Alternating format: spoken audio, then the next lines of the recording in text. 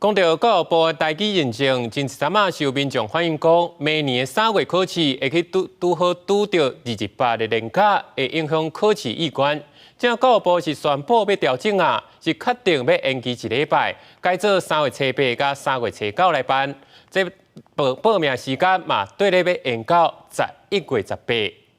真轻松，真能沙是真轻松。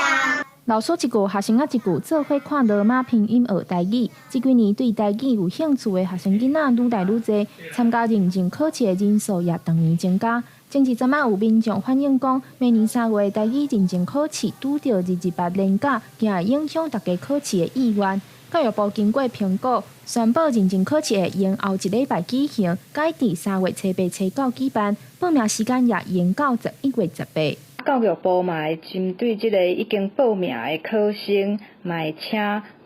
总事务中心用 email、简讯还是电话等等来通知。另外，也有国校仔老师表示讲，若是认证考试的梯次会当增加，佮加用奖励方式落去鼓励学生仔有较侪机会会使去试看卖，准备起来也较袂紧张，考试的意愿也可能会提升。你若是时间变搁较济话，伊就会讲，这一场无法度去